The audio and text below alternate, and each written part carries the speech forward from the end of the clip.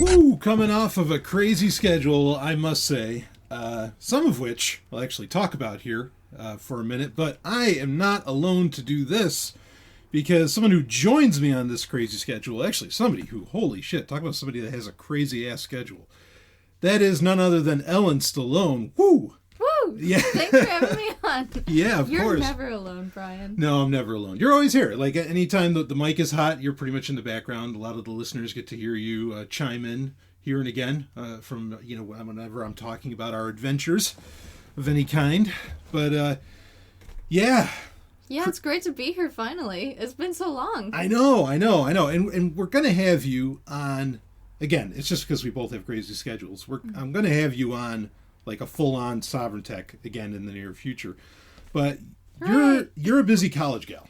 I mean, let's just call it, right? Oh yeah, totally busy.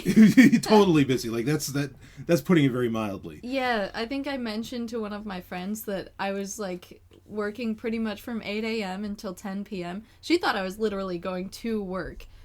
Right. Like, no, I'm working, yeah. like on schoolwork. Yeah, the whole time. So, yeah. But you're in a very tough field, and so, makes demands of the student in it.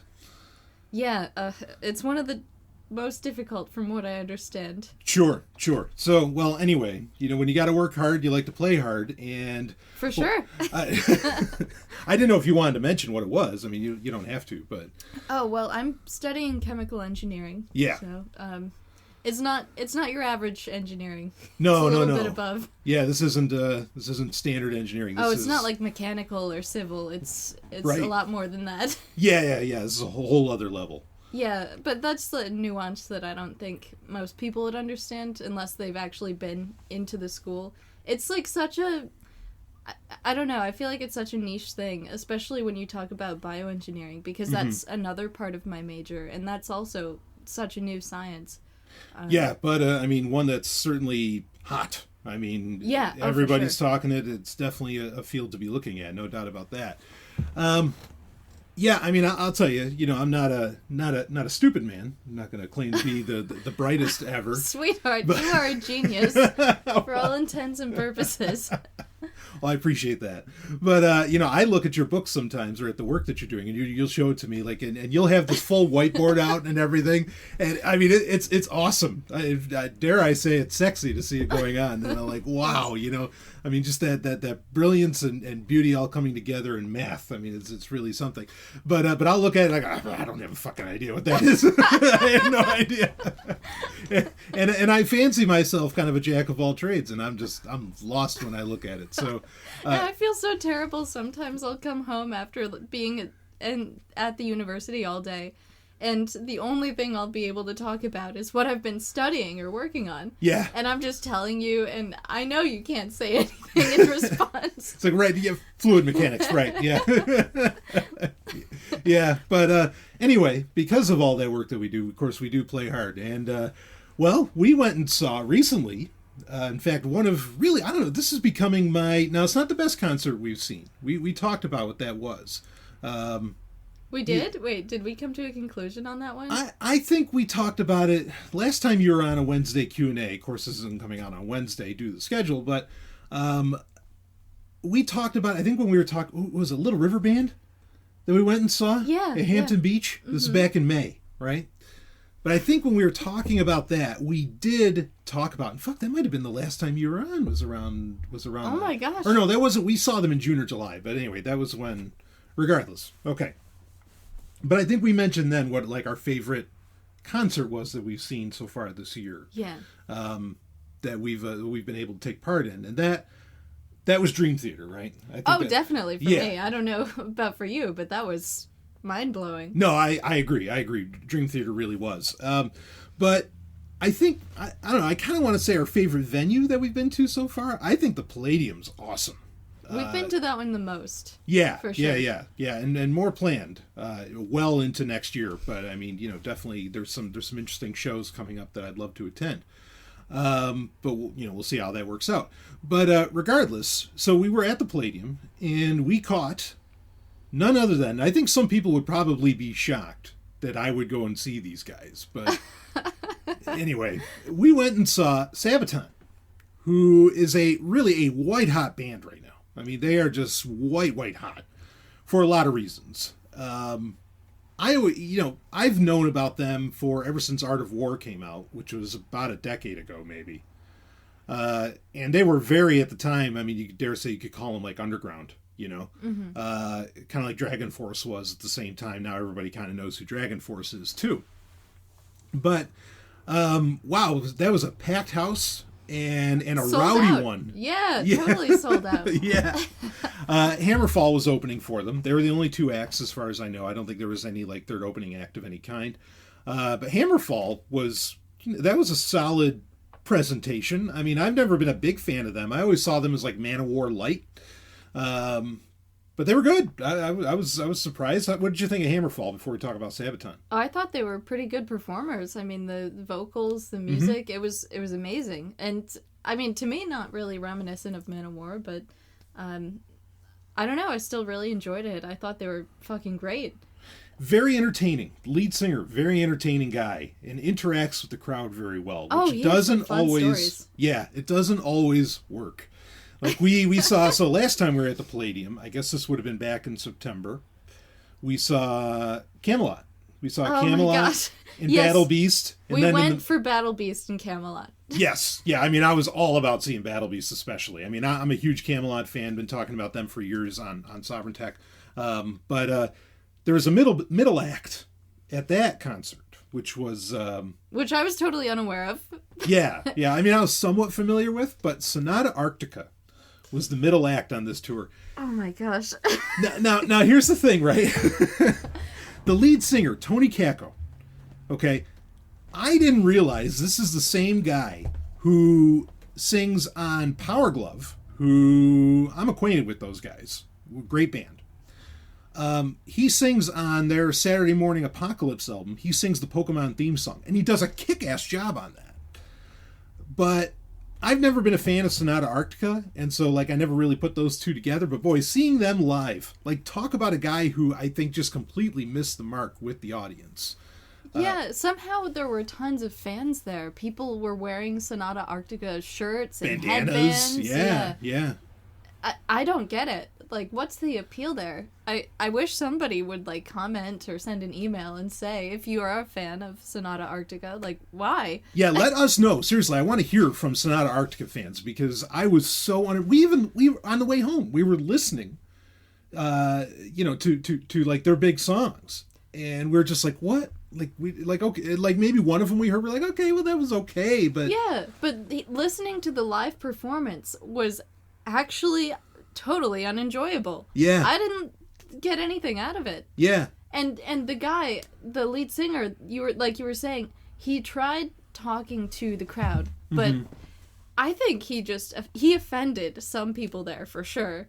Oh yeah, he fumbled it. Like he fucked it up, and what he was saying, and it's not because he's ESL, right? It's not because it's like English second language or something. Because a lot of these bands that we've caught are English second language, and they don't have an issue interacting. Like it was really and Sonata Arctica is a band that's been around for a while. It's really I think he's a shitty showman, and he looked like, I don't know, he looked like a cheap version of Chad Kroger. It was really, That's a great description, like yeah.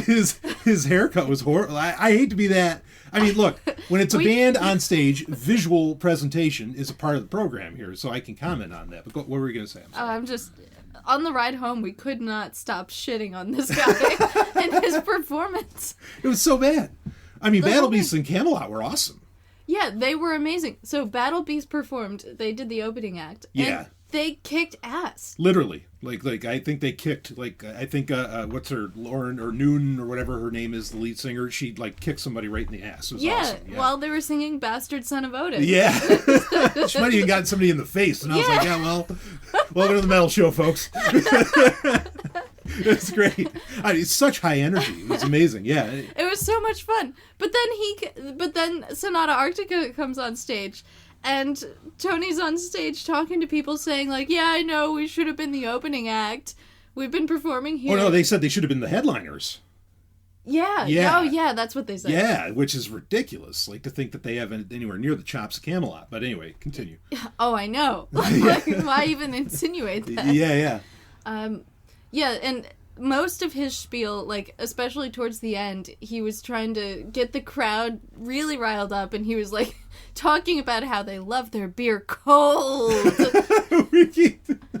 Anytime the word cold gets said, we can't help but hear Tony Kakko's voice. It's like, we like our weather like our beer cold. And it's like, it's like bad Arnold Mr. Freeze or something, you know, from Batman and Robin on the stage. But, it's so bad. Fortunately, and let me know if you agree with this, I mean, Camelot is just, talk about on another level. On such another level as a band, as a performing act, and just the music that they have, the catalog they have is so incredible that, I mean, you could have literally 5 poop emojis on the stage, you know, trying to play instruments, and you're just like, your ears are bleeding from it all, but then Camelot comes on and it's like this healing light, and you just get taken up, and I mean, because they're just so good, it doesn't matter what was before them. They were so good. They even got a mosh pit going.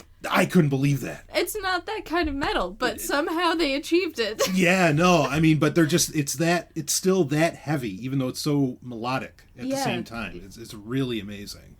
And Lauren Hart was doing the female vocal duties and the screamo duties. I thought she was great. Just a tremendous little concert there. Not little. I mean, that was. I mean, they've folks. You can literally go to YouTube and you can actually see Ellen and I in the crowd. Oh my God! At the Palladium. I mean, just like we're there. You gotta do a little Illuminati red circle on it. Okay, but we're there. But that's how hot the Palladium is. It's such a great crowd, you know, these Northeastern metalheads. They used the footage from that specific show that we went to. Yeah, to like show off the rest of the tour, because, and I mean, and you could feel it. Like, sometimes you go to a show and you can really feel like, wow, this crowd is really hot tonight. And that was the case there.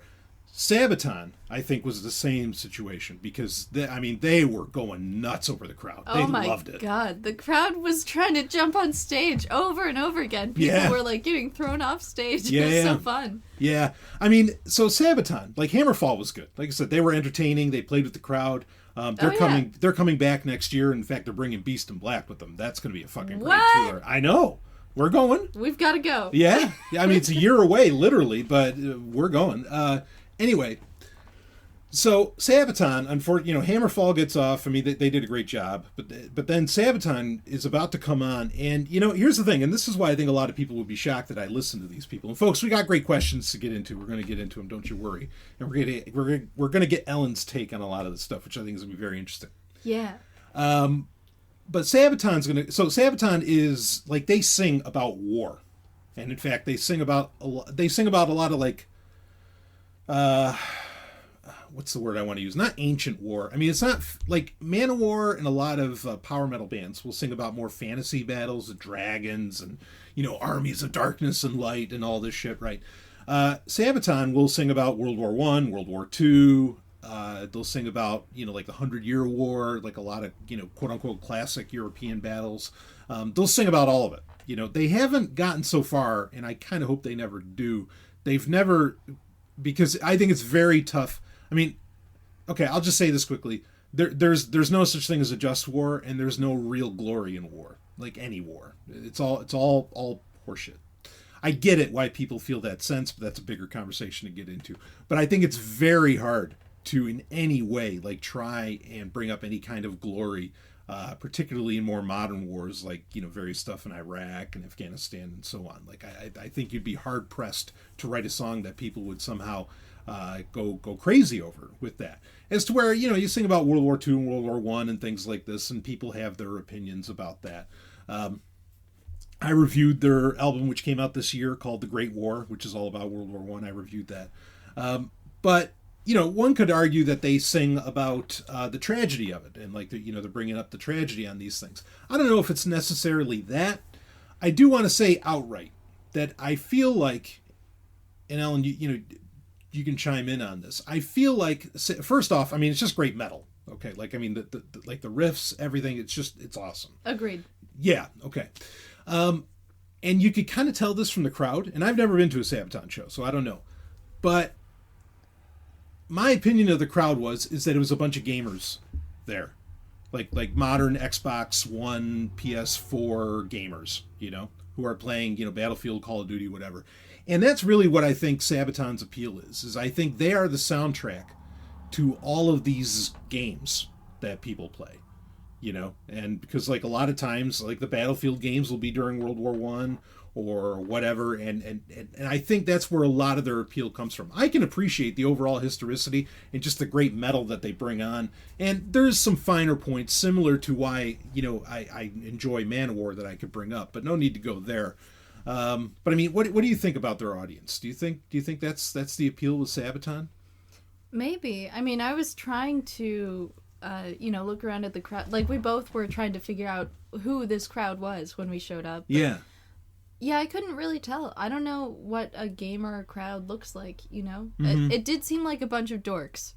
But that could mean so many different things. Like, they could be historian dorks, or they could be gamer dorks, or, I don't know, maybe they're programmers or something.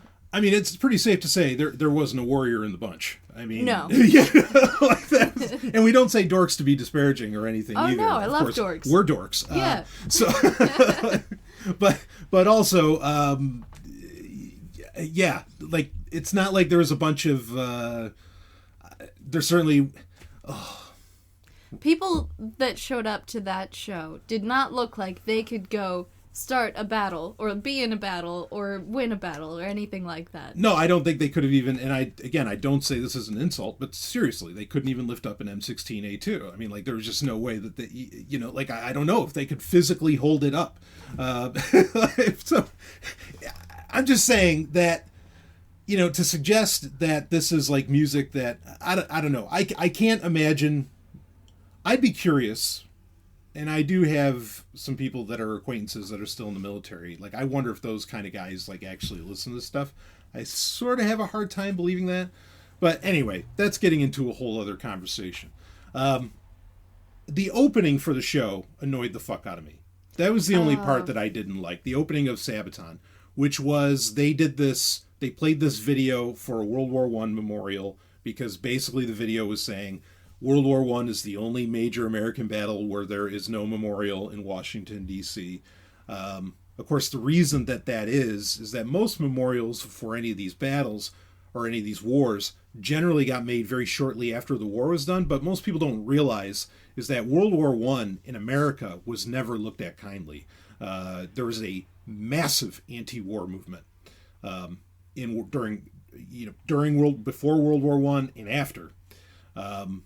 That was very much against, American involvement in that. And I think that's why there's never been one. I don't care if there ever is one. Then the whole crowd, in some weird show of machismo that nobody there actually has, is all chanting USA, USA, USA. That was annoying. Especially since Sabaton's not even from America. Like, in fact, if we were in the legal realm of World War I, they wouldn't even be allowed to be in the country to play. And of course, none of these people really had any grasp of that. And that's also speaks to somewhat of the superficialness of Sabaton's music, is that it doesn't really get to the political background of a lot of what they're singing about. Well, no, but how could you make that into a metal song? Not something that's going to get you, like, pumping your fist, that's for damn sure. Yeah. No, their music is all about, like, the great numbers of people that went to die for something they believed in. And sure. They weren't going to give up. Right, yeah. Yeah, 40-1. I mean, I can think of a lot of songs like that. But I mean, so how did you feel about, like, that memorial opening horseshit? Yeah, I don't know. That made me feel a little uncomfortable. Mm-hmm. Just because I think the history of World War I has been really twisted, like you were just saying. Yeah. Like, there were a lot of people who didn't want to intervene in the war at all. Right. And because of that, then there's just a whole history that follows, and I don't know.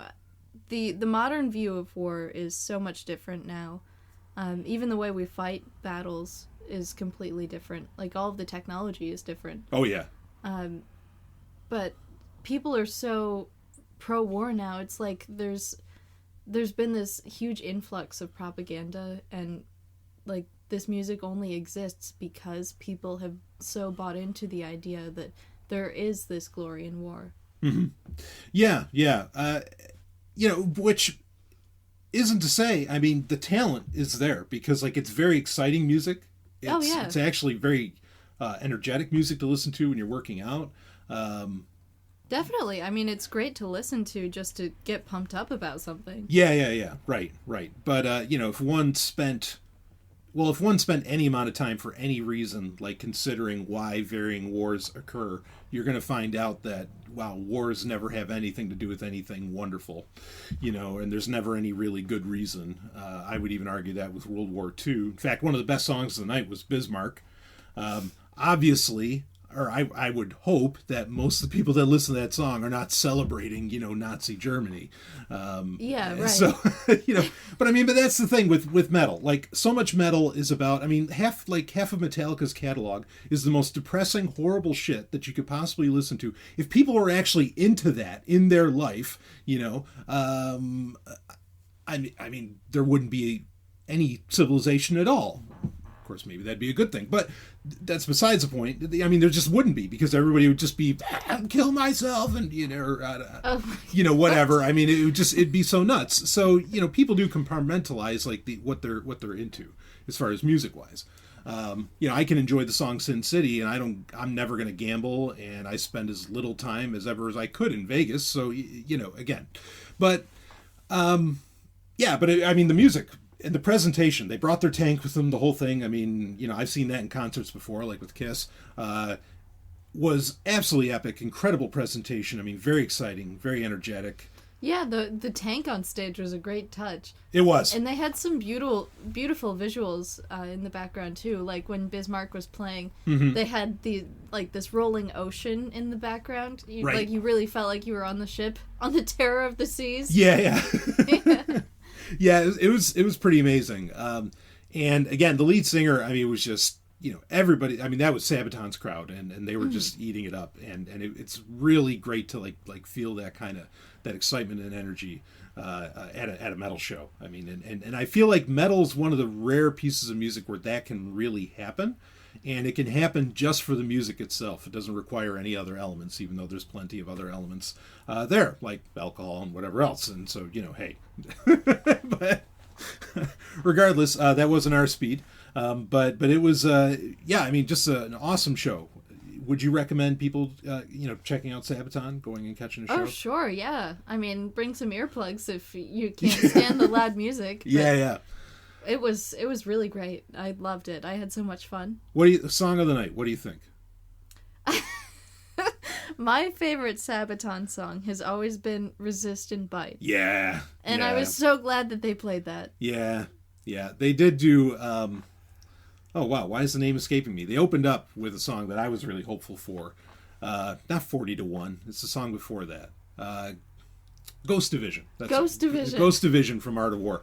I love that album. That's easily my favorite. Like 9 times out of 10, if I'm listening to Sabaton, I'm listening to Art of War, which is a concept album around that whole. Yeah, there's lots of different. That's an album where there are actually sad songs like Gallipoli that are genuinely sad songs. There's no glory. It's all tragedy. But anyway, yeah, Ghost Division I thought was a great opener for them to come in with just hitting hard. So yeah, it was good times. Good times, yeah. Yeah, definitely a lot of great metal to catch, and even in the Northeast, which that's kind of a newer thing, for a lot of these guys, a lot of these kinds of bands to show up at, I think. So, yeah, I don't know. We're 23 minutes in already. Wow. Yeah. We've been talking about metal a lot. Yeah, we have. So, we won't talk about what happened after the show. Oh, we won't. Something we were doing, though. Last night, this is... Wait, let's not talk about that night, but last night. Yeah, last night. Let's... I don't think there are kids listening, but... but last night... we broke out the GameCube. So I've been... that. Yeah. Let's keep it a little tame. I see Ellen's face going a little red here. Oh boy! I wasn't sure where you're going to take that one. I know. Well, it's another kind of metal show, but there's. All right. Sorry. Okay. So. We broke out the GameCube. Yeah, we broke out the GameCube. So I've been messing with Now, I've known this sort of thing existed. I've been a really big fan of where a lot of... I could get into a big story about this. I'll probably save a lot of it for the gaming grid, talking about like the previous generations of consoles, like the 6th generation of consoles. It was so exciting. And it really was. PlayStation 2, Xbox, and the GameCube, comprised that generation. One thing that's very possible with that generation is soft modding, where you can just, instead of having to do a hardware mod where you solder on a chip or something onto the board of the console, you can just basically put in like a memory card or an SD card or something like that. For the GameCube, you have what's called Swiss. And this is so awesome because it's so easy to just download, get your hands on images of whatever GameCube game and play it right off of an SD card. And it works beautifully. I mean, GameCube emulation's been around for a while with Dolphin, but that doesn't work the best for every game. Every game just plays like a dream with Swiss and having an actual GameCube. And so we were playing. We're like, all right, let's rock this out. I finally got it up and running and working and everything, and we figured we'd give it a shot.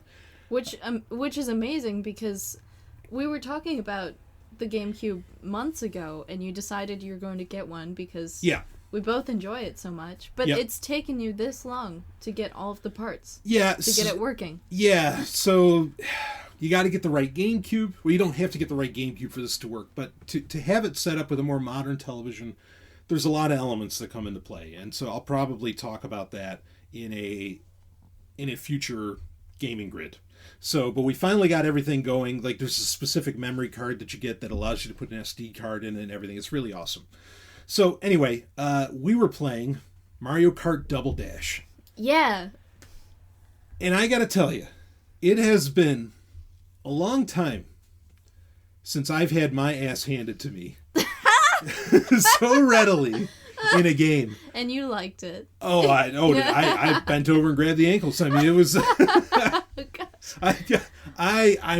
You tore me up. Talk about a crushing defeat. Yeah, it was crushing. I didn't... As soon as we got out of the 50cc class, and look, I am no stranger to Mario Kart games, but you wiped the floor with me on this. And you didn't just wipe the floor with me. I mean, you unlocked everything. We're like... The game's already beaten. Yeah, I mean, I'm losing this whole time. I mean, like, literally 8th place, folks. That's last place. Ellen's getting 1st place pretty much across the board. Okay, she's beating everybody.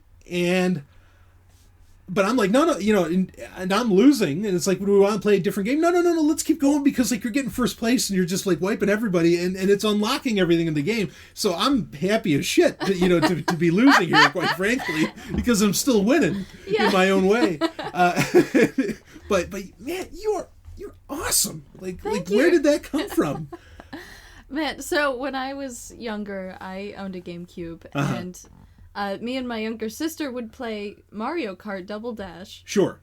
Pretty much every day. Right. Like every day. Yeah, no, I have racked up quite a few hundred hours playing this game.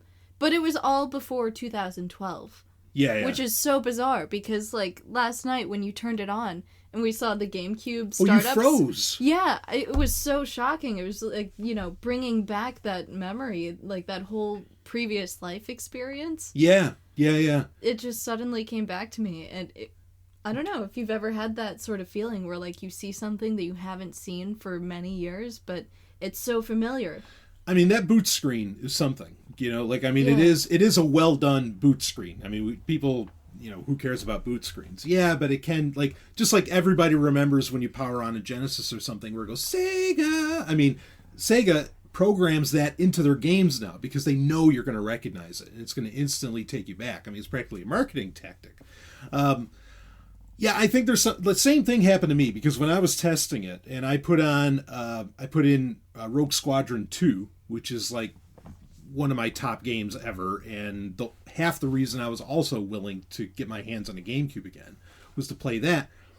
A very similar thing happened to me, because the GameCube is what I spent so many hours of my life just before I went into the military playing GameCube, and so it kind of took me back to there as well.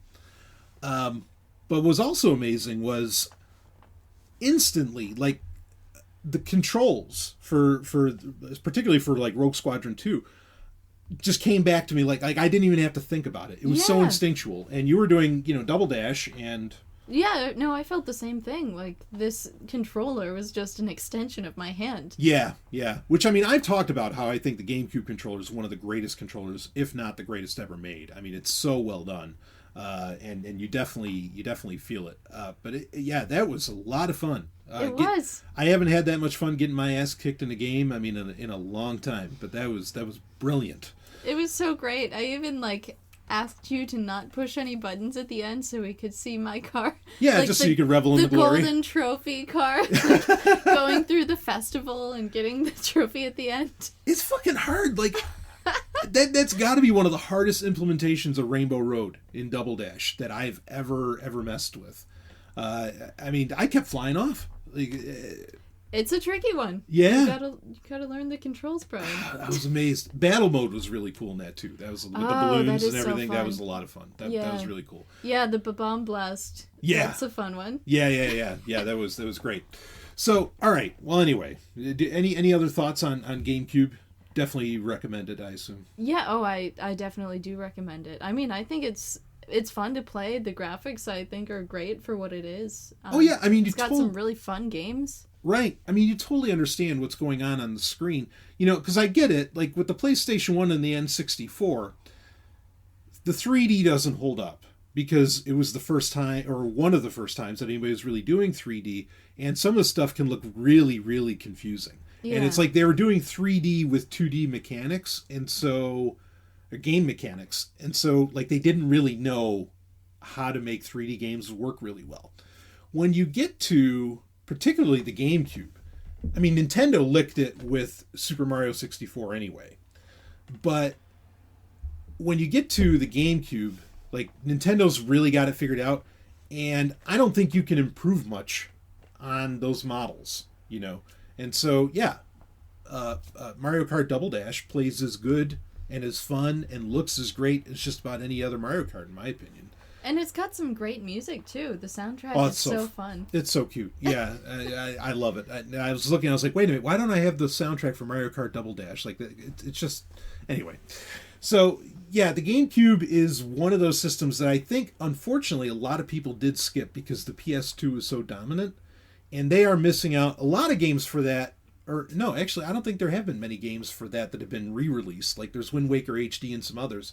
But there's so much to enjoy in that. You got to revisit the GameCube, and it's not an expensive proposition. It might take you a little bit to get all the parts together and get an HDMI adapter and all these things, but it's definitely something that you can make happen. So anyway, we've been going down the life of Brian and Ellen here for about 30 minutes. in this. Our life is so exciting, isn't it? Yeah. Video games and metal concerts. Yeah, right. Who could ask for more? If only they knew how small a part, unfortunately. But yeah, and among other things. But because we do fill in the hours with some things, but. Maybe we'll talk about that a little later. Yeah, we don't have to talk about that now. Yeah.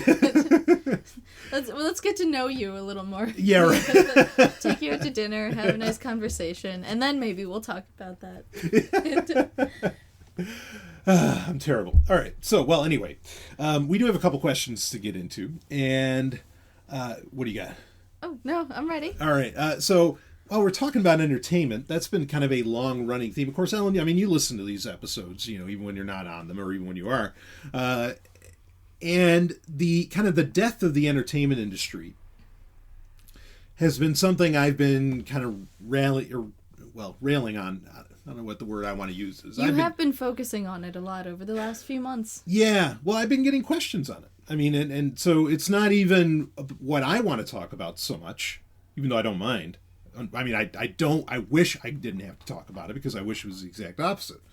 But, I get questions about it, and I got a great comment in, and folks, you can see this comment right in the sound. It's actually from the last Q&A that I did where we were talking about, I think the last Q&A, I got two questions in from Patreon, actually, which had to do with the modern comic book industry, and then also, what sci-fi books I was reading at the time. And then we were talking about it. Rob and I were talking about it a bit on TFR. Also, kind of the like entertainment overload, or at least even just the overload in Star Wars. I mean, poor Ellen here has to hear me say like, we'll ask each other, what are we listening to, time and again, and I'll often say, oh shit, a new Star Wars book has come out. God damn it. Yeah, exactly. It happens. So often it happens. Yeah, like I'm about ready to go listen to some other book and I'm really excited. Maybe it's even a book Ellen's told me about. And I'm like, okay, I'm going to listen to this. And then, I'll wake up because I pre-order all these like months in advance. And I'll wake up and I'll get the notification that says, oh, Star Wars Millennium Falcon drops a piece of shit on Endor. And, and I'm like, oh, well, I got to read that. And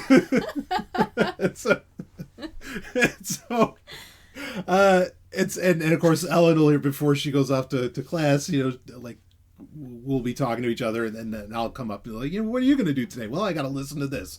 God damn it. So anyway, so that was part of this conversation as well, but got a great comment from a great listener. And I'll read it here, and then we can just kind of dive into this. And so it's Brian, regarding the constant bombardment of new content, would you say it's entertainment fatigue? I've noticed when I binge in a book or an audiobook series or video series or even a podcast, I end up just not being able to care about it or tolerate its negative aspects until I've had a solid break. Kind of makes me wonder if it is related to our biology, similar to how cats will experience ill effects if it can only chase but never catch its prey. The ending, even if temporary, of the story is our prey, and we must catch it. Now, Ellen, I know you're a bit of an expert on cats. Oh, I am. Yeah. That's my other secret talent. Yeah. I'm a cat whisperer. Well, I own a cat, and I know what he does when he can't catch his prey. Which, so we have this great laser toy that it's basically like this hub that has some rotating lasers on the top. Lasers, yeah. Yeah, sorry. So he will he will try to catch the lasers. Right. But you can only, he can only stay interested for so long, and then he has to go chase something that actually responds to him. Yeah. Like another cat, or a person, or a plastic bag. Something that he can actually touch. Yeah. They do lose interest if they can't catch it. That's true. And I think people are the same way. Sure. So, yeah, I kind of wonder if, reading this comment, it does make me wonder if, like, they keep just pummeling you with, like, new movie after new movie or new book after new book, and they just pummel you with it so you can't stop and breathe and, like, really think about it, and, like, go, actually, you know what, this sucks. And so people just like keep riding these waves of like Marvel movies and things like this. In fact, something I said to you, Ellen, the other day was I just finished a course on Nietzsche. And when I was done with it, I instantly started another book. I'm like, okay, let's get through to the next book. And then I told you about this experience that I had, and I said, no, and I stopped. I was like, no, I just took in something brilliant, with that Nietzsche course. I need to chew on this. Like, yeah. I do not want to go on to the next thing. You have to have that space. Yeah. Like some quiet time to think about it and really reflect on what you just heard. Right. And so, but most people will do, even I will do what I was doing, where I was like, okay, on to the next, and you don't even take a second to breathe. But doesn't that feel unsettling? Like when you listen to something or watch something and you don't fully comprehend it? Sure.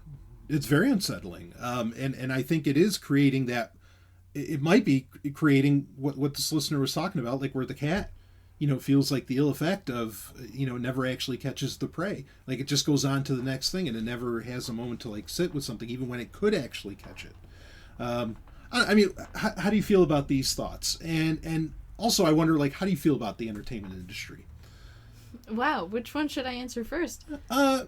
Well, I guess I'll start with just the listener comment about how people end up with fatigue from listening to or consuming a certain amount of media. Mm-hmm. I think that's totally true. That happens to me, at least. I don't know about, everyone. Sure. I think a large portion of the population can just keep watching Netflix or YouTube videos. It's remarkable. Yeah. They have this amazing skill where they just never have to reflect. Yeah. They can just keep going. But I think for people who really want to, get something out of the content that they consume, they have to take time after they consume it to really chew on it and understand what's happening. Mm-hmm. And that happens to me a lot, too. Like, when I finish an audiobook, oftentimes I'll just sit in silence. I love silence. It gives me time to think about what I've just heard. Absolutely. Or even what I've seen or read. So yeah, I do think it's possible to get that fatigue, and that's pretty normal. If you're just constantly bombarded with some sort of media, how are you... It takes a certain amount of mental energy to, continuously process all of that. Sure. And it's not possible to do if you never give yourself a break. Yeah, I think that's going on quite a bit. I have so many thoughts on that. But, how do you feel about... we go and see new movies, we... Occasionally.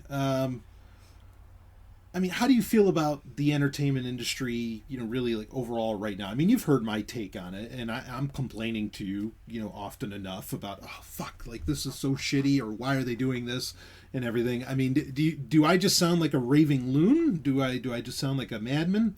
Well, so I'm in the very special case, or very special position where, I don't see bad movies because I just see movies with you, and they're all good movies. And I won't waste our time. Oh, no. No, we're watching the classics. Yeah. Or, any movies that I want to watch, you have already. We don't have to consume any media that we don't want to. Right.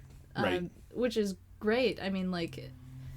We're not desperate for it. We're not, looking for new things on Netflix or going to the movie theater, what's playing this weekend? Yeah, no. Frankly, last time we went to the theater, we go see Alien? Yeah. From 40 years ago? Exactly. And then before that, it was the new Rambo movie. Yeah. And then before that, it was the Fast and Furious movie, Hobbs and Shaw. Right, which are based on, now, decades-long franchises, frankly. So It's not necessarily new, right? Well, it's new. It's made in the modern fashion. Yeah, that's true. Yeah. So I don't know that I really have a pure, good, all encapsulating view of the entertainment industry, because I've only seen through the special good filter that is quality content that you've chosen for us to watch. Okay. Yeah, that's fair. I'm gonna bring something up on this. Okay. Yeah, that's fine. I just I can tell the way that these movies have been made that it feels different than the classic movies. Right. The pacing is much faster, and there are a lot of things happening that are unbelievable, and people are behaving in ways that I don't think normal people really do behave in. Mm-hmm. So I can get the sense that they're trying to paint a picture that doesn't really exist. Right. Even with movies that are supposed to be somewhat realistic. But that's just my take on it. All right, so out of 10, if I were to ask you to rank a TV series here, okay? Out of 10, what would you rank Star Trek Discovery? 10 being wow, that was fucking awesome. 1 being, what the hell happened? 2. Yeah, Ooh, 2. See, okay, all right. I didn't give it much thought. Maybe no. It could be a 4. No, that you hit it. You got it. All right, 2. Look, if you're gonna be Star Trek, you've got to be special. I don't disagree. But that speaks to it, right? How could Star Trek possibly be bad, right? But it is from such great heights. Right. It's horrible. And I was willing to give it a chance. You gave it a chance. You went through it. You slodged through this through me. I had to watch. I was watching it all over again, and it's not good. And you saw the trailer for season 3. I mean, what would you walk away from that feeling? I don't know. I really don't know. Yeah, right. You don't know. How is that possible? You should be walking away from a Star Trek trailer like, fuck yes, here we go. And instead you're just like, well, I don't know, what was that? That was... But, I mean, if Star Trek's bad, everything's bad. Like because there's no safe haven to go to. And now we have been watching, and of course you haven't seen the magnum opus, the climax of this, but we've been watching, we just did a rewatch of the original series, which I think you would agree with me has its share of stinkers of episodes. Oh, for sure. Yeah. I mean, some of them are just straight up bad. A lot of them have good messages, but there's still like sexist elements or something that's just not PC. Right. Or, I mean, just bad no matter what area you're in. Yeah. Yeah, or like they're great ideas, but they weren't presented in the most efficient way. Yeah. So, but now we've been watching, so we finished that, and I was like, look, you gotta watch Star Trek Continues. Like, you don't understand. Star Trek Continues is this web series that's like supposed to be kind of a season 4 or 5 of the original series of Star Trek, done by new actors, but it looks picture perfect. I've reviewed it many times on the show. Now, I mean, how have you been feeling about this series? Like, compare it to Discovery. Well, I think the storylines and the messages are outstanding. Right. I really love it. Yeah. I mean, the acting's a little rough at times, Yeah. but I can forgive that. Yeah. Because everything else about it is so good. Yeah, music effects, everything's perfect. Yeah, the music is really good. Sure. Now that you mention it. Right. Whereas Discovery, it has such, like, non-effective music. Mm-hmm. Yeah, but that's the thing, right? Is that the messages and the stories are phenomenal in Star Trek Continues. So it's not like people just can't write anymore. Clearly there are people capable of writing, not only writing great drama and moral stories, but great Star Trek. And like you said, that's a high bar. To be when you're doing Star Trek, you got to get to another level. Yeah. And I think Star Trek Continues, I mean, there's a couple episodes that are but I mean, we watched ones where we were in tears just about at the end of them. I mean, come on. I definitely cried in a few. Exactly. That's great writing. It's so good. Yes. So that's what's crazy, is that it really is this entertainment issue. Okay. So even you, I brought up examples, and even you can see where there's fuck ups, and it's where it's really bad, in the entertainment industry. It's very clearly, it is Hollywood. There is something wrong in specifically, not the entertainment industry. I mean, yes, it's leaked out into the entertainment industry as a whole. But there's something wrong in the industry, in Hollywood itself. Because whoever the fuck, and we know the names, but whoever the fuck is writing Star Trek Continues knows how to write great shit. And knows how to do great television. And including 45-minute, 50-minute television and episodic television at that. So again, it's not like it's not possible anymore. And these are stories that are fairly original. I mean, they're good. It's not like it's not possible to do that. It's just that Hollywood refuses to. Like, they refuse to do that kind of television or that kind of entertainment anymore. What do you think about what I'm saying? Well, I think there's really one word that can resolve this mystery of what is happening to the entertainment industry. So you're referring to it as an industry. Yeah. If you were to look at any other industry, you know what they would call this? Manufacturing. Entertainment manufacturing. Yes. That's what's happening. Which I kind of brought that up last week too, that quote about, corporations exist to manufacture, not to create, right? Yeah, exactly. Yeah, you're hitting at it. Yeah, keep going. Well, that's just it. I feel like you've said it 100 times. Or at least you've said it to me. I don't know if you've said it to your listeners. Yeah. But, shows now are really made to get people addicted and to keep people coming back and to appeal to as many people as possible. Mm-hmm. So, like, all of those things together, once you get the formula, which will get the majority of people addicted, then that's it. You just have to follow the formula. It doesn't really matter what the story's about as long as you have your hooks in place. Yeah. Yeah. I want to ask you on this. So this is something that Rob and I talked about on TIE Fighter Renegades. And basically there was a person that made a comment. He was talking about like Gen Xer creators. And I know you're not so into the names of all these guys like J.J. Abrams or Ryan Johnson or anything like that. And honestly, I think that's great because I wish I didn't know these people's names because, as soon as I hear them, I get these terrible images of violent acts. No, I'm kidding. Not violent acts, but like, what have you done? But a point that somebody brought up in reference to these guys, as compared to names you do know, Steven Spielberg, George Lucas, Ridley Scott, and so on. His point is that the previous generation that like made a lot of these franchises, like Gene Roddenberry and others, they lived entire lives before they ever put pen to paper, or like before they ever made a TV show or a movie. And they draw from these lives that they lived, the shit that they actually did in real life, real experiences, right? And that's what makes their movies so engrossing, because it feels so real, even if it's in fantastical settings like Star Wars, right? And the guy's point is that the people making these movies now, they only grew up watching those movies, know how those movies made them feel, and so now their art form is just going after those beats, those feels. Not that they actually lived it all. All they've done is just watch movies. They've never actually done any of this shit for real, and so they're just remixing everything from people that actually lived. I mean, how do you feel about Well, I don't know.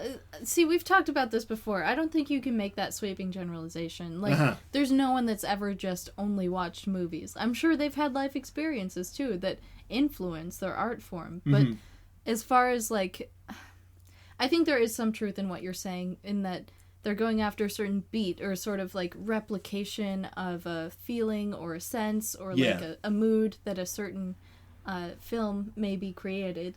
So, there is a certain, I guess it's more prevalent now for people to mimic the content that they grew up with because it's nostalgic or something to them. Yeah, I mean, for example, like we've been rewatching the prequels of Star Wars, getting ready for Rise of Skywalker. And, I mean, the pod racer scene in Episode 1 is so intense. It's fun. It's so fun to watch. It's fantastic. Now, and most people that even hate Episode 1 are like, yeah, the pod racing scene was great.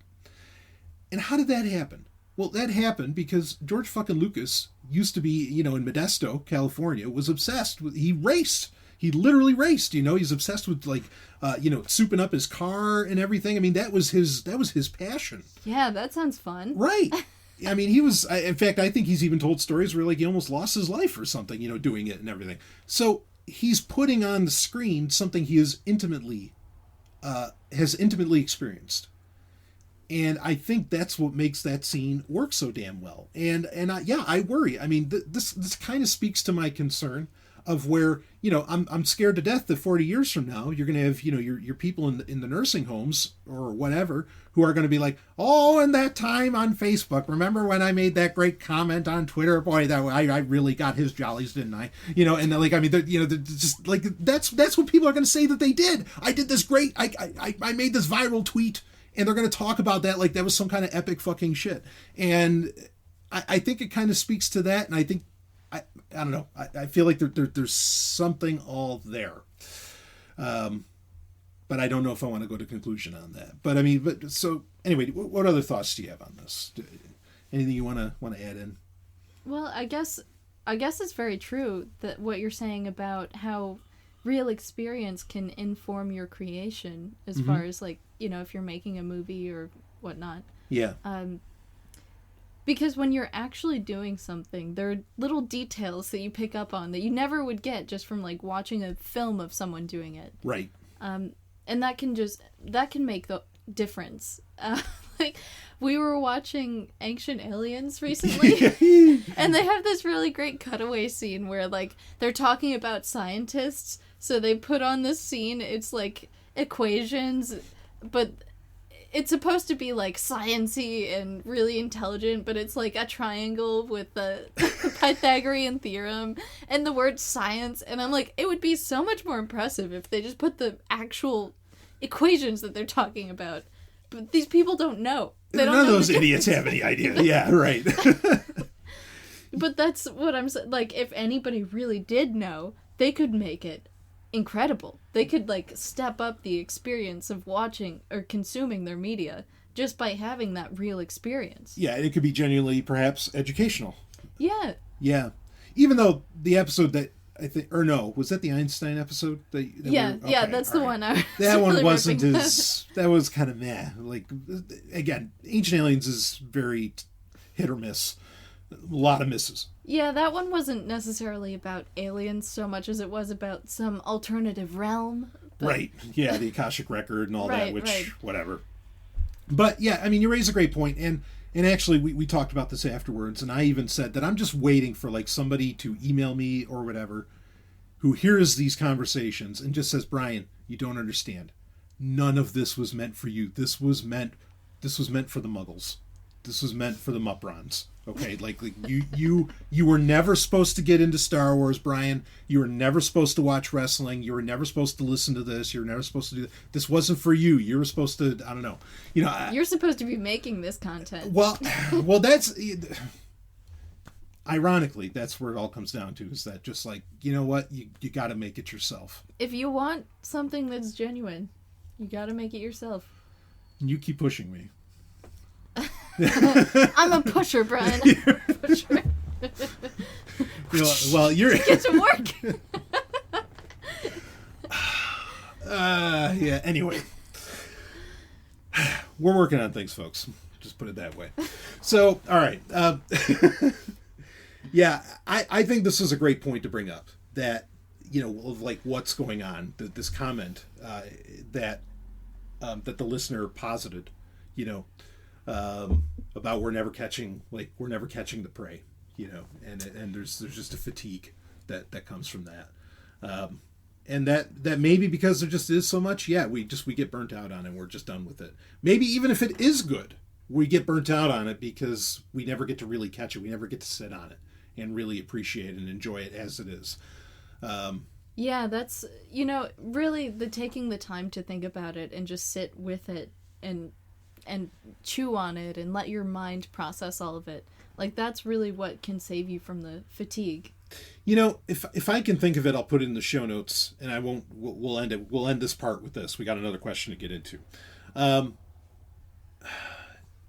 There is a video I'm sure you can find it on YouTube, and I can't believe I'm going to recommend this guy, but brilliance is brilliance. Fulton Sheen, who was a Catholic bishop, I want to say. He used to have a TV show back, we're talking 50 years ago. And Fulton Sheen, he has this video where he's talking about that, how to take in, like what you read and what you view and what you see and everything. And he specifically talks about that. He says, you have to take time. And he even uses the phrases, you have to chew. And he compares it to food, where you have to enjoy the food, And he's so dead on in what he's saying. Of course, I guess maybe he felt like I was going to say, if Catholics actually took the time to do that, maybe they wouldn't be Catholics anymore, but that's... Anyway, people have known this for a long time. It's not just a modern thing. You've always needed to take the time and chew and sit on what's going on. And I think that's a good takeaway to run with this. Catch the prey, and actually enjoy it. Yeah, and really be purposeful in what media you decide to consume. Yeah. Because that can really take up so much of your time, saying, like, I'm going to commit to watching this whole series. But if the series isn't that good, do you really want to be sinking all of your time into that when you could be spending it in some more purposeful way? Right. So, you really do have to pick and choose, because even if people stopped making content today, there's still so much in existence already that you could never consume it in a full lifetime. No, in 100 years you couldn't read every book that's even good. It's impossible, I mean, that's part of the reason why I go to the next book. It's not because I need to be distracted. It's not about distraction at all. I just want to know. I have to know. I love that. I love that about you. Well, thank you, love. But that's where it comes from for me. But for most people, I don't think it's that. I mean, sadly, I think for a lot of people, it is about distraction. It is about, I don't want to think about, I don't know, how shitty their life is or something. But for me, I just constantly, no, I need to know more. I need to piece this together. I have to know how the universe works. And that's true in nonfiction and fictional ones as well. So, anyway. You're the same way. So yeah, I know you am are. The same way. Yeah, we both have that incredible drive of just curiosity. Having to know. Yeah. Yeah, of course. Let's not talk about curiosity and cats and then. But so, well, let's go on to the next question, shall we? Sure. This is one also coming from a great listener, and this has to do with let's just say it, with hookup culture. So I'm intrigued to hear what you certainly have to say about this, Ellen, and I have things to say as well. In fact, some people might be surprised at what comes up. But let me read the question here. Stallion, am I a fucking snob for not being into the hookup scene and kind of just like to get to know folks first? I feel like a snob sometimes, but I don't know how else to behave. Hookup culture is vapid and unsatisfactory, and I don't like who is usually a part of that scene. There's a little more to that, but, I'll read it because I asked the person. So, okay, so like what, is there something specific going on here? I also asked to make sure I could talk about it or, talk about this more broadly on the show. And so the second part was, as far as like more of the specifics of what's happening, I tried hooking up with a friend, and without a real romantic interest in the mix, I found the experience unfulfilling. And this is somebody in their late 30s. So that's something to keep in mind as well. So hookup culture. Do you agree, Ellen, with the listener's assessment that it is vapid and unsatisfactory? Or do you want me to go first? I can go first if you want. Well, I want to address his first question. Okay. Is he a fucking snob? Yeah. Maybe so, but I don't think that's a bad thing. Yeah. I agree that hookup culture is vapid and it's unsatisfactory. Those are really great words to describe it. And I don't think it is wrong to have standards about who you want to allow in that intimate part of your life. Mm-hmm. I don't think it's wrong to want to get to know people before you entrust them with, let's just say it, being naked with them. Yeah. Yeah. So that's how I feel about it. I think what the listener said is really true. I don't judge people negatively for taking part in hookup culture. It's totally understandable if people want to have sexual relationships without the commitment because they're at a certain time in their life where they feel they can't commit, mm-hmm. or maybe there's someone that they think is cute and they want to sleep with, but they can't stay at in a relationship with that person for whatever reason. Mm-hmm. Or maybe people just want to be alone. That's fine too. Yeah. But everybody still has a need for a certain amount of human contact. But it's not a long-term solution. I agree with that. I don't think it's something that you could really find the satisfaction of love and connection if you're living that sort of lifestyle. Yeah. I mean, I think what you said, because, when I responded to this person, and I'm actually going to, I plan on having a deeper conversation with them about this as well. But I had said, no, you're not a snob. But, no, I think you're on, Ellen. On the idea, no, we should be snobs. About who the fuck, not even who we fuck. But, we should be snobs about who we let into our lives. I mean, we should be really, really, really, really snobbish. Oh, hell yeah. Yeah. And so being a snob by not accepting hookup culture, being a snob about not being superficial, fucking right. Be a snob. And so I like that. I like what you said on that. And that's really how I should have responded. I said, if you are, in this case, it's a good thing. Yeah, I mean, there's definitely reason. And, like, I've even had experiences lately that have related this point more to me. But, like, you only have one life, and you need to be careful with who you trust it with. Yeah, no, folks, this thing called life, this isn't a dress rehearsal. Okay? Like, it is one shot, Yeah, and and this is something about, kind of about being a snob. This is something that I have brought up on previous Q&As, actually when talking about you, Ellen, where, I've described you as a game changer. Oh, thank you. Yeah, which is someone sweet. like, well, it's a fact, in the You're my game changer. Well, yeah, I think we both game changed our lives. But I think we go through our lives thinking that, we know, and I want to say from fairly young ages, okay, post-puberty, but, anyway, we know when we start wanting to have relationships, say as teenagers, I think we have a pretty good idea of who we want, what kind of person we want to be with. Ideally, yeah. Exactly. Everybody has an ideal partner. Yes, yeah, and I think that concept starts to form, like, say, around then or whatever.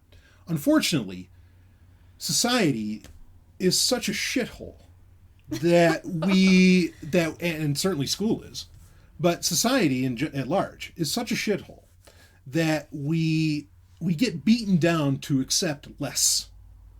We think that we can't have perfect, or we get told that the perfect person just doesn't exist. Or we get led to believe that. We get beaten into believing that. And that is so unfortunate, that occurs. And I think we end up not becoming snobs because we're just like, well, but this is just the best that I can get. And I just, I'm just going to deal with it. You get awfully close, and this is pretty close. But you specifically, like, you really were, like, I mean, I can think of so many things that I just didn't think were possible to exist in another human being, in that other person. And you are that. And so, in the past, like, I have felt that, like, with hookup culture, okay, I get it. One person just can't be, like, they can't check all the marks. That's what we're told a lot of the time. Yeah.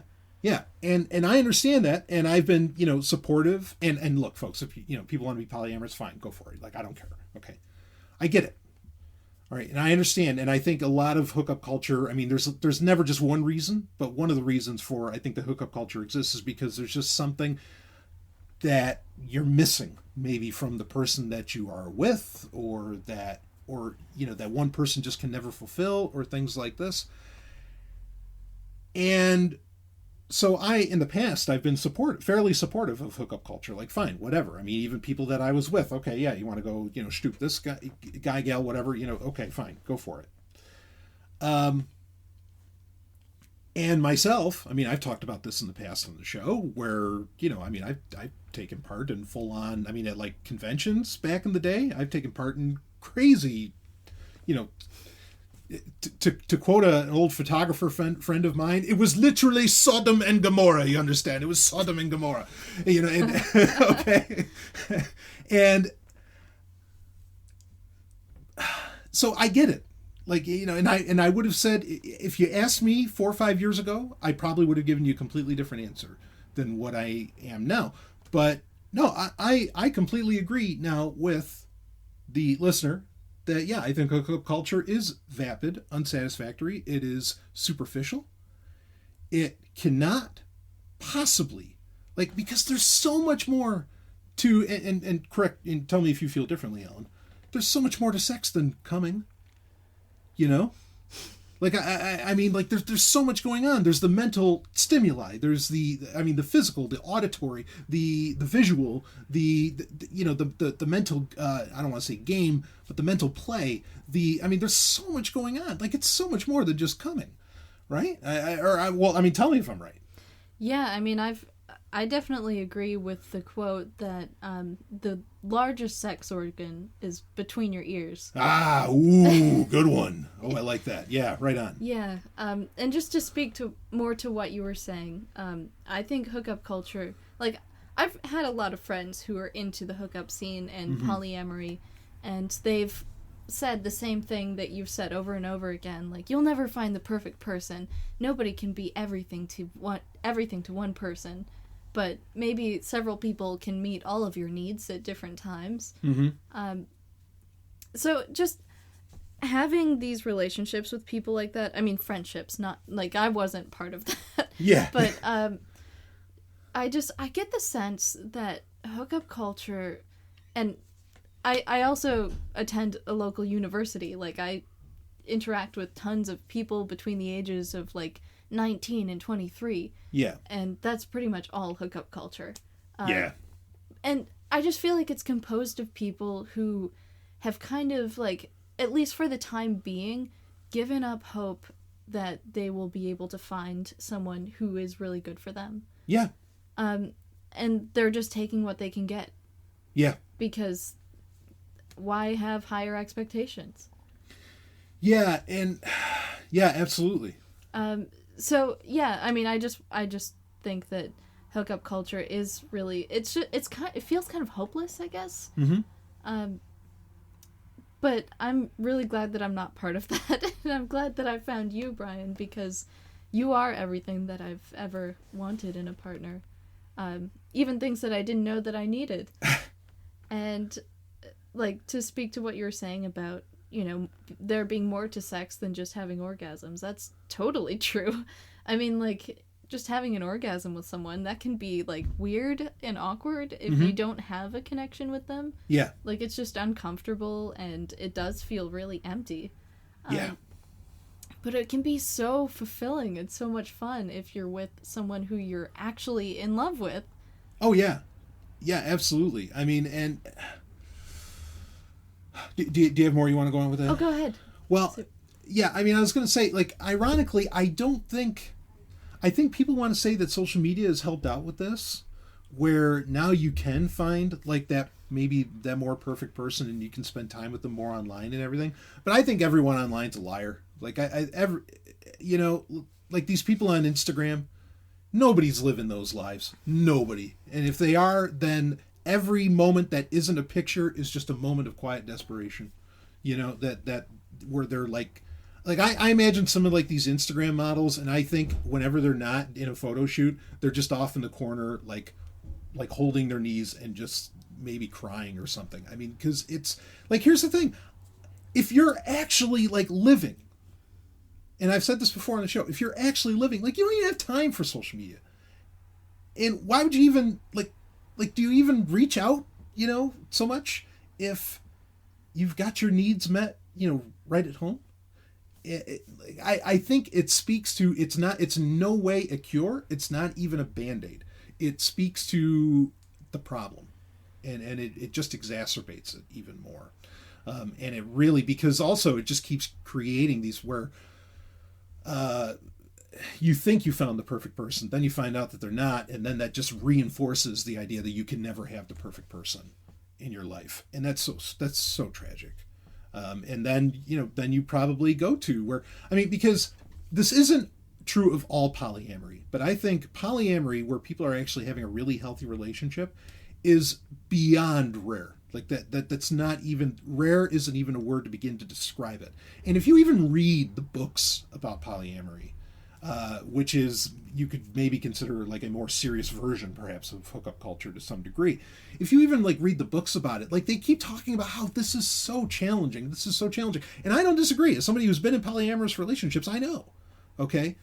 But that's the thing though, is that it really is so hard. And that's why, part of why it is so rare to do it. But I think that for a lot of people, The reason that they get into polyamory or like hookup culture or whatever is because the people around them, they themselves are so vapid that you have to put 10 of them together to have something that even resembles one healthy human being. And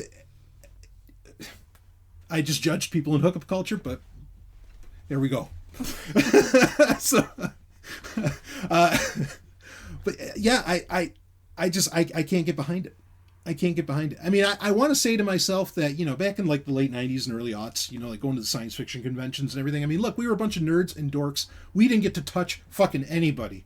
And so, like, I could say that, oh, the reason why there's crazy orgies at Dragon Con is because, holy shit, there's people who understand us. Let's go, you know, and you're just all over each other, you know. You didn't, like, being at that, knowing the registry number for the USS Reliant was enough, you know, to say that, oh, I love you. You know, like that was enough at the time, but that's not true anymore. Now every idiot knows this stuff for whatever reason because they're distracting themselves from their own pathetic lives. Sorry, I got to slow down. I'm sorry, Ellen. Keep going. Keep going. You know, it's not enough. But now at the same time, we have access to so much information. We can grow to be such amazing people. And again, like, you are, listener who asked this question, you are a snob, like Ellen said, in the best way. The best way. And you just keep being that snob. Be a snob. And, you know, I know you're alone. But let me assure you, okay, that it is better than the... I would rather be alone than be with anything less than perfection. And I mean, and maybe that's not true for everybody. Well, can I just relate to that? Please, yeah. Before I started dating you, Brian, I was alone for a long time because I was fed up with being with people that weren't perfect. Yeah, you were. I can vouch for this, yeah.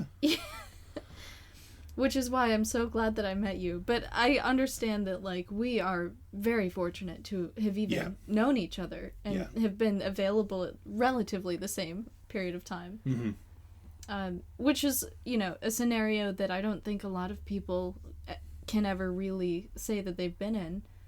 Or maybe they have, and they just didn't take advantage of it because it's really scary. Yeah. And sometimes it's hard to be alone and to acknowledge, like, no, I'm not going to touch anyone until I find the right person. So, yeah, I don't know. I think that it can be really, like, sometimes seem like an even insurmountable challenge. Mm-hmm. But if you're willing to go through it, I think it pays off. Yeah. Yeah. I mean, and take the time to bring yourself to that next level, you know? Like, and I'm not necessarily, I mean, to some degree I'm speaking to the listener, but, you know, this person have had these conversations before, so I can't really add anything on that. But I mean, to others who are listening to this that maybe are thinking about it, like, really take the time to be, like, the best possible fucking human being that you can be. And believe me, being the best possible human being you can be has nothing to do with, you know, whether or not you look like Patrick Swayze in the face, okay? Or if you have a shit ton of money or whatever. You don't need any of that to be a phenomenal human being, you know, and to find, I think, to attract the love of your life, you know, and not have to deal with hookup culture ever again. Yeah, I think if you're just following your passions, you'll naturally find the person that is drawn to the same things that you are. Yeah, no, I totally support that statement. And it's hard. Admittedly, it's hard today. And I've talked about this over the years many times as well, but it's hard today because, you know, if you're an atheist, you're not going to church, right? Or whatever you happen to be. If you're not Christian or whatever, you're not going to church. The gym, it's kind of a place, but kind of not. You sure as fuck don't want to meet him at the bar. That's hookup culture central. Mm-hmm.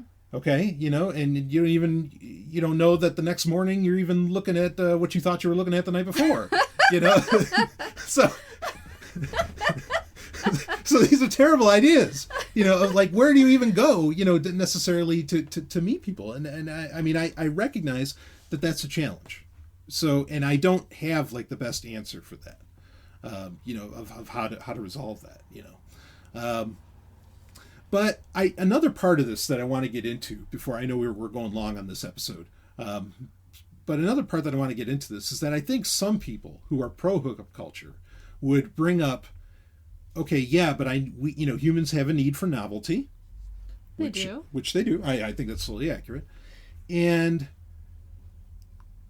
maybe you want some kind of sexual novelty and you just need that, And I think sexual novelty is a real thing. However. Totally. Yeah. However, I don't think you need other people necessarily to have some kind of sexual novelty, right? You just need to be creative. Yeah, right. The two of you or whoever, just need to be creative. And I think you can have all kinds of novelty, and do all kinds of wild stuff that you'll never forget and that you'll probably masturbate to over and over again for the rest of your life. I mean, just saying. But I mean, how do you feel about that? Or do you have a response if somebody says, yeah, but what about sexual novelty? And that's why I'm into hookup culture. Well, then I have to wonder, is it really sexual novelty because I don't think you can have sexual novelty in hookup culture. Not truly. Aha! What you can have is novelty, like a different face, a different body type, a different feel. Yeah. But it's not really novelty because it's the same thing over and over again. Unless you're, experimenting with a bunch of different people, but I don't hear people doing that very much. Mm-hmm. I think the really crazy, kinky, creative sex happens when you're with someone for long enough that you can reveal to them your innermost desires. Yeah. Yeah, absolutely. No, I totally agree with you on that. That requires a degree of trust and fearlessness and, willingness to share these things about you that might be, really kind of scary to talk about. To the average person. Yeah. That you certainly wouldn't just, and rightfully so, wouldn't just say out in public because, I mean, why would you subject everybody to your fetishes? Exactly. You know what I mean? Yeah. But yeah, if you can just be, honest with yourself and with your partner, that's where the real novelty happens, I think. Yeah. I mean, what Ellen's dancing around here is that I have the craziest fucking fantasies in the world. Oh, gosh. You write about them, too. I do. Yeah. See, I get to sneak them in. I don't beat anybody over the head in culture with them, but anyway. Brian actually wrote a whole book about sexual fantasies. This is true. Yes, I have. You can buy it too. Yeah, you can. You can buy it. You can buy one of them, and well, anyway, who knows? It's so bad. But you see, that's the thing. Like, be creative, and I mean, we have you and I. Well, if you don't mind me saying, I mean, we. I don't mind. We have all the novelty in the universe. I mean, we're going for a little walk. I might be a little specific. Go ahead. All right. I mean, we're just going for a little walk around town, and just enjoying the fall leaves and everything, and the boats or stuff going by and whatever, and. Next thing I know, we're just kind of rubbing on each other, whatever, and there's a tree that you were able to hold on to, and pants go down, and away we go. And fortunately, we were done before a gaggle of people started approaching from the woods. And but see, okay, so that's the other part too. There's the creativity, but for creativity to really flourish, you have to have a fearlessness. Fearlessness can only come from trust that you have with another person. Or I guess it could come from a complete lack of care, but then that's a superficiality that comes with hookup culture. So, but that's what I'm saying is that you really want to have that great relationship where you really trust each other all the way. Lives on the line all the way, because then you can really express a lot of this novelty. Or after the Whitesnake show, we're just going for a walk on the beach. Nice little walk on the beach. Yeah. And then we were walking so far, and suddenly we look around, we're like, oh, there's nobody else on the beach right now. and then shirts down, and I mean, we're not saying that we committed any crimes or anything like that. Because right. we obey all laws in all jurisdictions at all times. Yes, of course we do. Right. Yeah, not saying our clothes were... yeah, right. That's illegal. So anyway,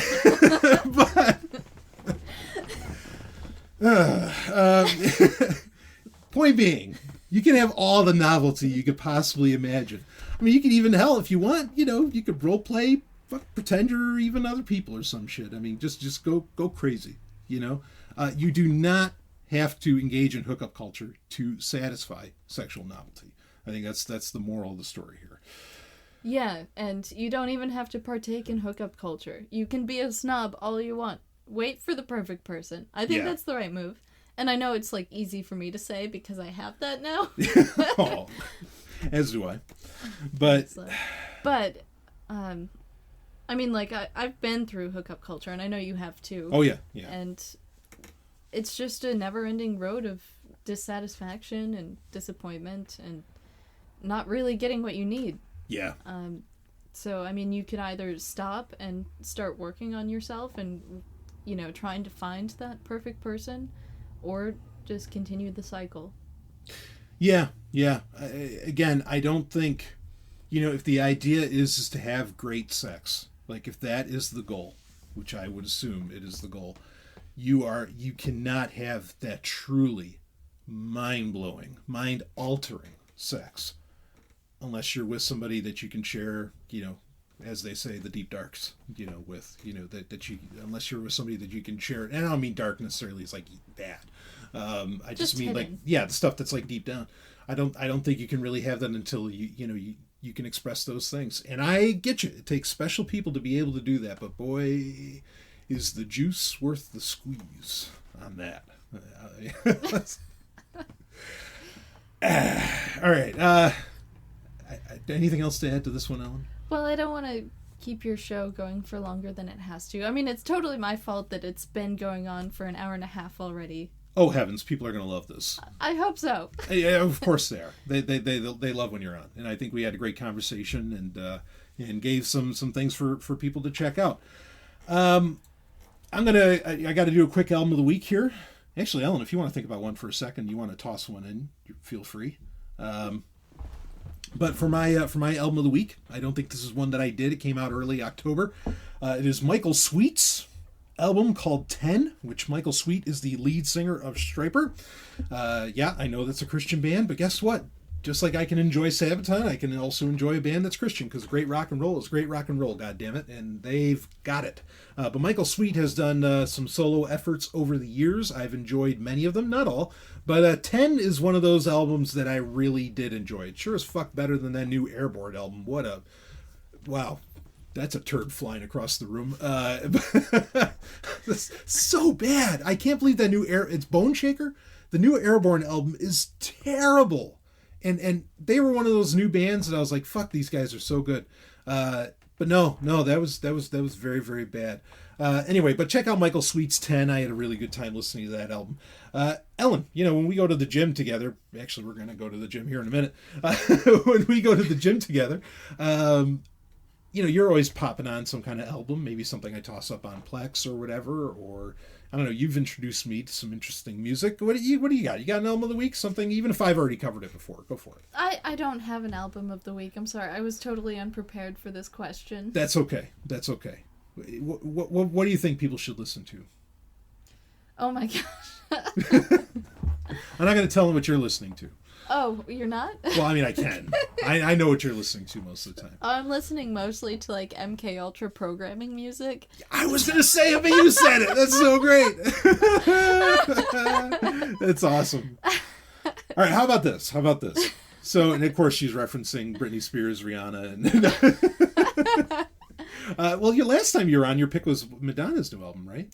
Oh, yeah. I mean, Madonna's new album, I don't know. Like, she sings songs about Illuminati, but she's so honest and forthright about what she thinks and believes that I think she's totally separated from that whole scene. Like, the Hollywood, California, Yeah, like, right. music industry. She's the high priestess on the other level there or something. Yeah, or, yeah. Well, here, how about this? So you actually, was it Hard Candy? Was that album? Yeah. I thought, another flying turd. I thought that this album was so much shit when I listened to it years ago, and it's got to be a decade old now almost. This is the album of Madonna's that has 4 minutes on it with Justin Timberlake. It's a horrendous song in my opinion, but you listen to it anyway, and you're like, Brian, no, you got to listen to this again. You're missing out here, and you thought it was a pretty good album. Okay, so Hard Candy by Madonna starts out really terribly. Like, I think the opening track, I'm pretty sure it's the opening track. Uh-huh. It's so bad. Yeah. Like, I don't even have words for how terrible I think it is. It's Sure. a song about a candy shop. Yeah.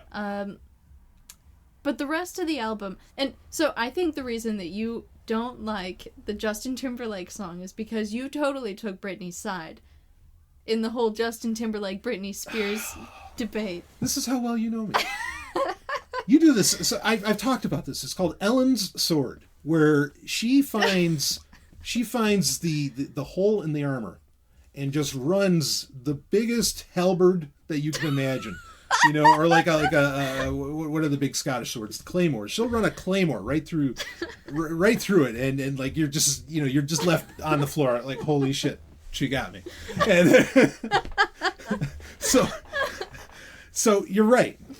I think you're right. Yeah, that's it. I took Britney's side in that whole breakup, and I'll always take free Britney, folks. Anyway, so okay, all right.